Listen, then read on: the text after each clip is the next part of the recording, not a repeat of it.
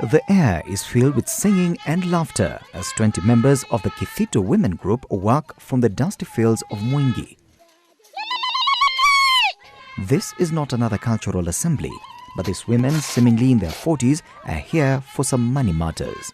Kikundi chetu tuseme mama kama huyu mwenye tumemtembelea.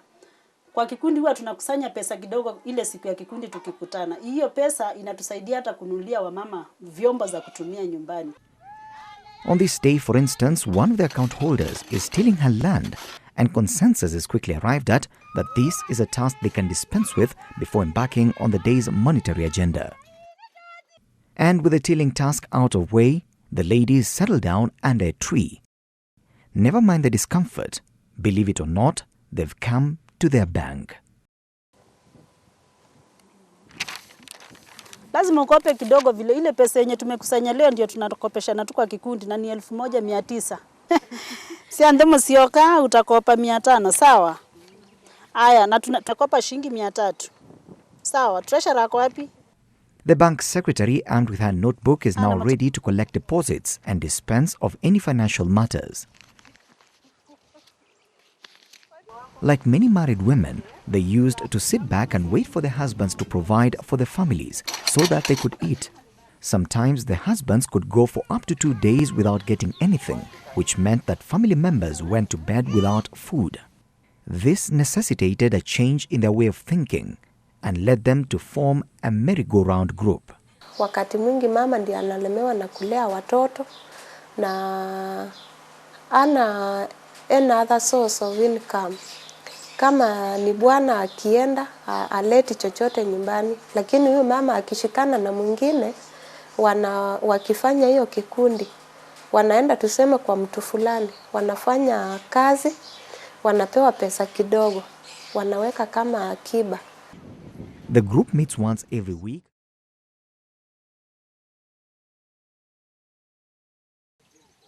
People living along the shores of Lake Victoria depend on fishing as their main source of livelihood. However, an invasion of the lake by the hyacinth weed is now forcing residents of Kisumu to look for alternative ways to earn a living. Vile water height il block bahari ilifanya hata sisi tukatoka kwa maji tukaenda kufanya nini? Kuchimba pale mchanga. Usoma Beach is a vital lifeline for the community, but recent activity around the lake has led to its degradation, which has in turn created a long-term problem. Many residents have hung their fishing nets and turned to sand harvesting. At the moment now, we are now stuck because even if you are seeing the ground we have now, it was the ground that our parents didn't have at the moment. If you look at we have the gabions now are built along the roads here because of the topsoils have been taken out from our area. From a distance, you may think that this is as a result of soil erosion, but a closer look reveals a rather disturbing picture. Sand harvesting has been taken to dangerous levels by the local community, with the miners showing no remorse whatsoever for their actions. The environment over here is all dug out, and our parents were here. By the time they were here, all things were they were perfect. But nowadays, the youth have come out because they knew that the sand is something that they can harvest. So that's how they tried to take out this sand out, and now there's no way.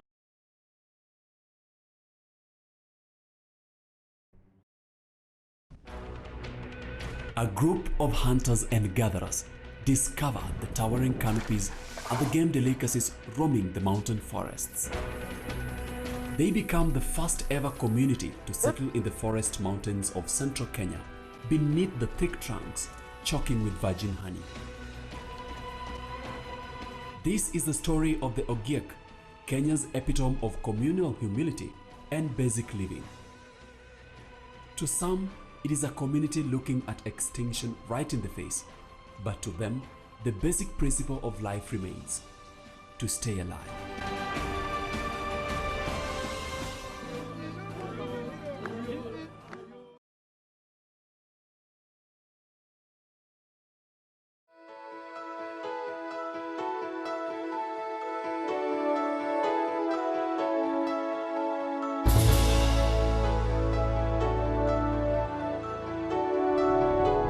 Ushaishi na maiti kaa siku 3 iko nje ya gate yenu na huwezi ichukua.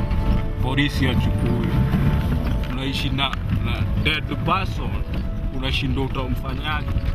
Na huwezi muondoa, ashaanza hadi kunuka. Sasa hapa Goldfish kulikuwa kunajulikana sana juu hata kulikuwa na wamama wengi wajaka walikuwa wanachomaga hapa masamaki ni nani. Sasa hii hadi ilikuwa wajaka ni wengi sana. Sasa place ya mbele kuangukiwa iliangukiago hapa. No, hawa watu wenye walikuwa huku wajaka sasa hawakuwa ati si watu waliwaban.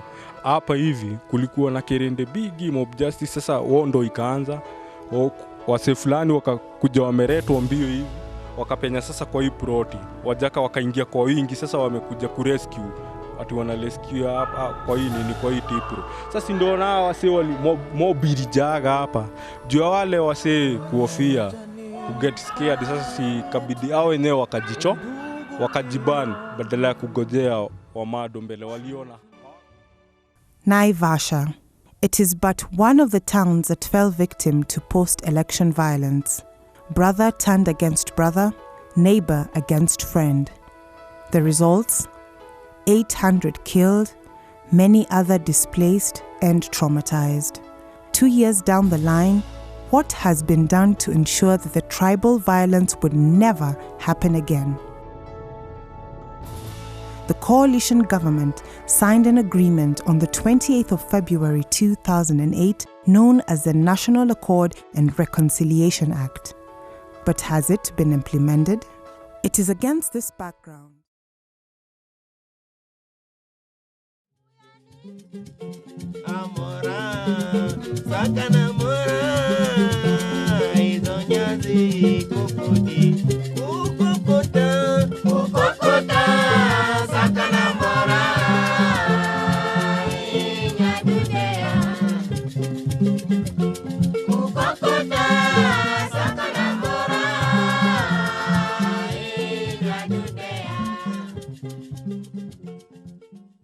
Southern Sudan is a region in transition, emerging from 21 years of civil war.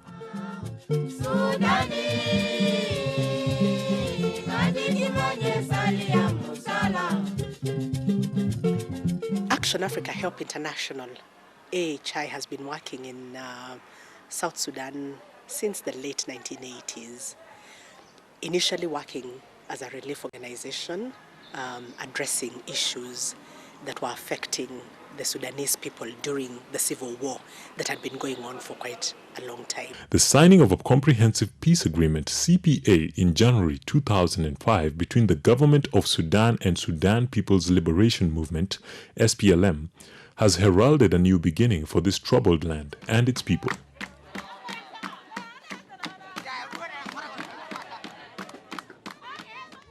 However, life is still far from being conducive for a majority of the population that is slowly trickling in back from the neighboring countries where most of them had sought refuge during the war years.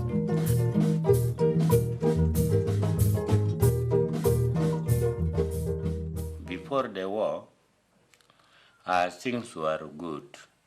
But when we have seen during the war, we have met a lot of problems. Displaced, the refugees, the returnees has become a problem to us now after the